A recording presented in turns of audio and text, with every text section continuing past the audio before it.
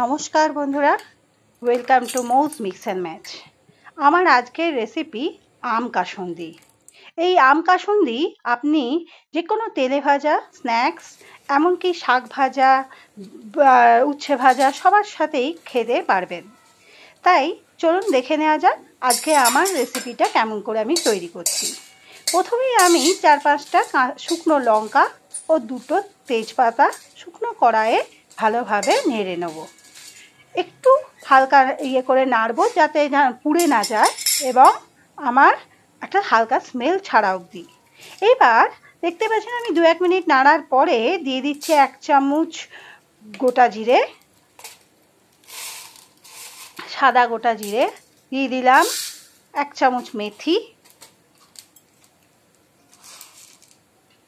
দিয়ে দিচ্ছি, 1 চামচ ধনে গুঁড়ো, ধনে অর্থাৎ গোটা ধনে, ধনে গুঁড়ো না, গোটা ধনে, 1 চামচ মৌরি আর দিয়ে দিচ্ছি 1 চামচ গোলমরিচ, গোটা গোলমরিচ। এগুলো একসাথে আমি ভালোভাবে নেড়ে নেব। এবার এই মশলাগুলো যখন সুন্দর গন্ধ বেরিয়ে গেল তখন আমি একটা প্লেটে তুলে রেখে একে কিছুক্ষণ ঠান্ডা করতে রেখে দিই। এই সময় আমি করে নেব অন্য কাজ। দেখতেই পাচ্ছেন যেহেতু এটা আম কাসুন্দি, তাই জন্য আমি নিয়েছি 3টে আম, 3টে মিডিয়াম সাইজের আম নিয়েছি এবং সেই আমগুলোকে ভালো করে খোসা ছাড়িয়ে ধুয়ে ছোট ছোট টুকরো করে কেটে নেব। বন্ধুরা, এই আম কাসুন্দি খেতে কিন্তু খুবই সুস্বাদু হয়। আপনি এটা করে বহুদিন ধরে এয়ারটাইট কন্টেনারে রেখে দিলে আরামসে আপনি বহুদিন খেতে পারবেন যে কোনো স্ন্যাক্সের সাথে। আমাদের ঘরে দিনরাতই কোনো না কোনো তেলে ভাজা বা স্ন্যাক্স হয়েই থাকে। আপনি এই আম কাসুন্দিতে এটা ট্রাই করতে পারেন আপনার পছন্দের স্ন্যাক্সটাকে। তাই চলুন, আমি দেখতেই পাচ্ছেন ভালোভাবে খোসা সব ছাড়িয়ে নিয়েছি। এবার আমি ছোট ছোট টুকরো পিস কেটে নিচ্ছি আমগুলোকে। আমগুলো ভালোভাবে পিস কেটে আমরা কিন্তু ধুয়ে নেব।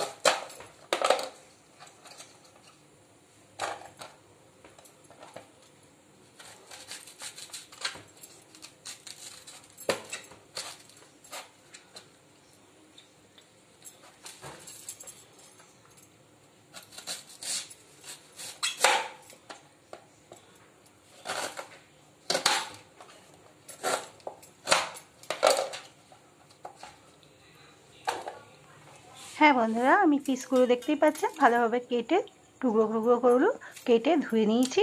এবার আমরা চলুন মশলাটা ভালো করে, আবার এতক্ষণে মশলাটা ঠান্ডা হয়ে গেছে, ভালোভাবে আমি মিক্সিতে দিয়ে সব কিছু একসাথে পেস্ট করে নিই, গুঁড়ো করে নিই। এটা কিন্তু শুকনোই গুঁড়ো করতে হবে, এটা আমি কিন্তু জল অ্যাড করছি না এই মুহূর্তে। আমি প্রথমে যেগুলো গুঁড়ো করে গরম করে রেখেছিলাম যেগুলো মশলাগুলোকে, সেগুলোকে আমি দিয়ে দিলাম। আর আমি যেহেতু কাসুন্দি করছি এর মধ্যে দিচ্ছি 50 গ্রাম সাদা সর্ষে আর 50 গ্রাম কালো সর্ষে। হ্যাঁ, সর্ষের মাপটা ঠিক শুনে নেবেন, 50 গ্রাম কালো সর্ষে, 50 গ্রাম সাদা সর্ষে, সব একসাথে দিয়ে শুকনো ইয়েতে আমি গুঁড়ো করে নিয়েছি।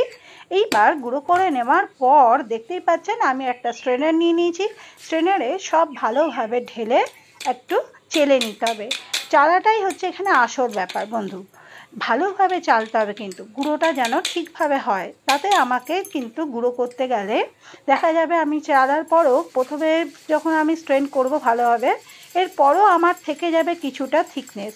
সেই থিকনেসটা আবার মিক্সির গ্রাইন্ডারে দিয়ে আমাকে কিন্তু করে নিতে হবে, আবার মিক্সি চালিয়ে গুঁড়ো।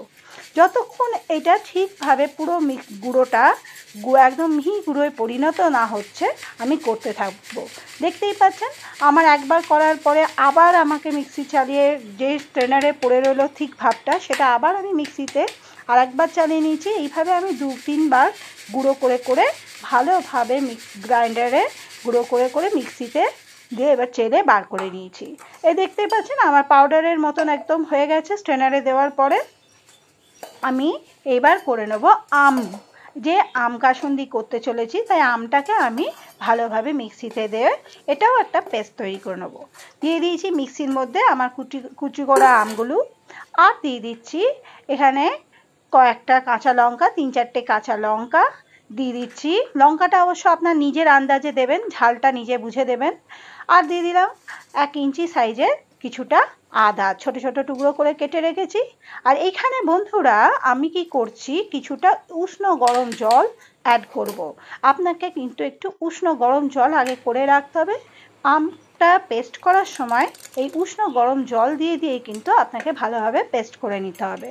দেখতেই পাচ্ছেন আমি আমটা পেস্ট করে একটা কাঁচের বাউলে ঢেলে নিয়েছি।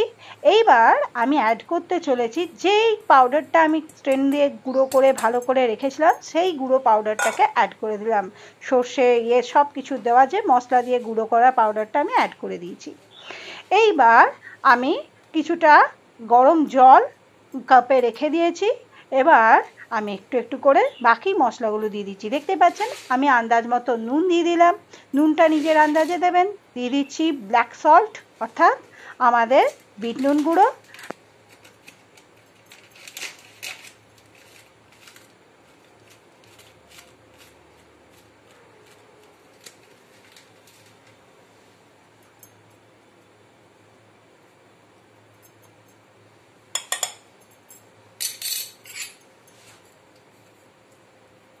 এবার আমি আস্তে আস্তে এইটা সব একসাথে মিক্স করে নিচ্ছি। সঙ্গে রেখেছি হালকা গরম জল, ঈষদুষ্ণ গরম জল। আর এই গরম জল দিয়েই আমি এর থিকনেসটা তৈরি করব। দেখতেই পাচ্ছেন আমি এখন ভালোভাবে সব একসাথে মিশিয়ে নিচ্ছি। হ্যাঁ বন্ধুরা, এখানে আমি 2 থেকে 3 চামচ চিনি ব্যবহার করেছি। এবার বন্ধুরা আমি দিয়ে দিলাম মোটামুটি 1 চামচের থেকে একটু বেশি, আমি 1 চামচ আর একটু বেশি দিয়ে দিচ্ছি হলুদ গুঁড়ো। হলুদ গুঁড়োটাও দেওয়ার পর ভালোভাবে আমি মিশিয়ে নিয়ে এবার অল্প অল্প করে জল অ্যাড করে আন্দাজ করে মাপ দিতে হবে, নাহলে একসাথে অনেকটা জল দিয়ে দিলে এটা খুব পাতলা হয়ে যাবে। তাই আমি গরম জলটা হালকা হালকা গরম জলটা আমি দিতে থাকছি আর এটা মেশাতে থাকছি। দেখুন আমি কিন্তু কিভাবে করে চলেছি, আপনারা ঠিক এইভাবে করলে আপনাদেরও কাসুন্দিটা খুব সুন্দর তৈরি হবে এবং এর মধ্যে থেকে একটা দারুণ স্মেল তৈরি বেরোচ্ছে। জানেন তো, যেহেতু এটা আম কাসুন্দি বন্ধুরা, তাই দারুণ একটা গন্ধটাও খুব সুন্দর। এবার আমি এখানে দিয়ে দিলাম মোটামুটি 2 থেকে 3 চামচ ভিনিগার ও কিছুটা গরম সর্ষের তেল। এই তেলটা দিয়ে একসাথে আমরা নেড়ে চেড়ে আমাদের কাসুন্দি শেষ করব। আর এবার আমি এটাকে একটা এয়ারটাইট কন্টেনারে রেখে আমি এখন বহুদিন এটা এনজয় করব। থ্যাংক ইউ বন্ধুরা, আমার এই রেসিপিটা আপনাদের কেমন লাগলো অবশ্যই আমাকে জানাবেন। আমার এই ভিডিও কেমন লাগলো, এবং যদি আপনারা আমার নিউ ভিউয়ার্স হন তাহলে আমার চ্যানেলটা অবশ্যই সাবস্ক্রাইব করে নেবেন, পাশে থাকা বেল আইকনটা যেন অ্যাক্টিভেট করতে ভুলবেন না। আর যদি ফেসবুক পেজ থেকে দেখে থাকেন পেজটা যেন লাইক করে ফলো করে নেবেন। ঠিক আছে, আজ এই অবধি। ভালো থাকবেন, সুস্থ থাকবেন এই আশা করে আজকের ভিডিও শেষ করছি।